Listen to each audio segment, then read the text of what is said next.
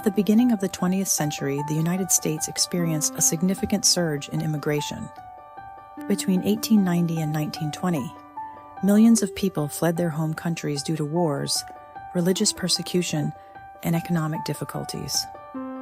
Immigrants from regions such as Asia, Southern Europe, and others came to the U.S. hoping for better opportunities. Many of these immigrants faced substantial challenges. They often didn't speak English or share the same cultural practices as those already living in the U.S., making it hard for them to adjust. In response, settlement houses were established in cities with large immigrant populations. These community centers provided essential services like English classes, job assistance, and access to food and housing. One of the most well-known settlement houses was Hull House, founded by Jane Addams in Chicago. While settlement houses helped many immigrants, they weren't specifically designed to address the needs of immigrant women, who often faced unique challenges.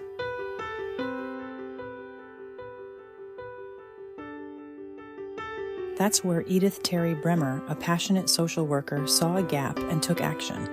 Edith Bremer understood that immigrant women needed targeted support to help them adjust to life in America.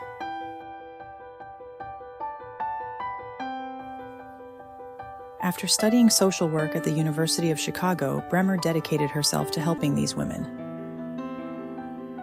In 1910, she founded the first International Institute in New York City, a place where immigrant women could receive the guidance and resources they needed, such as education, job training, and personal support.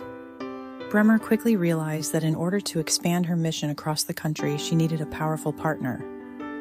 The YWCA, the Young Women's Christian Association, was already a well-established organization, and Bremer chose to align her international institutes with them.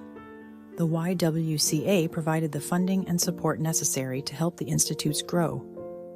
In 1914, Bremer established the International Institute of Los Angeles, IILA, focusing specifically on helping immigrant women adapt to life in the U.S. without losing their cultural identities.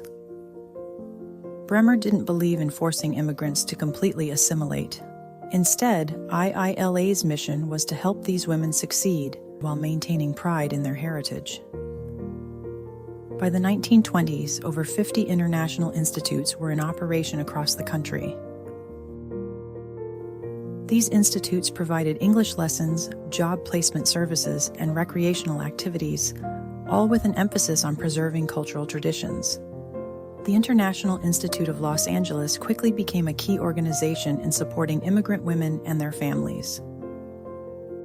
From its founding in 1914 and its partnership with the YWCA, to its response to global events and evolving immigration challenges throughout the decades, IILA has remained a steadfast supporter of immigrants and refugees in Los Angeles. Throughout its history, IILA has adapted to the changing needs of newcomers while continuing its mission of empowering individuals and celebrating diversity. But the story of IILA doesn't end there. There are still countless stories of resilience, adaptation, and community.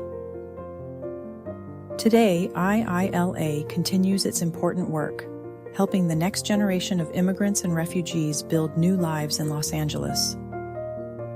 Through programs like child care, nutrition, legal assistance, and supportive services, IILA is expanding its impact, ensuring that families have the resources they need to thrive.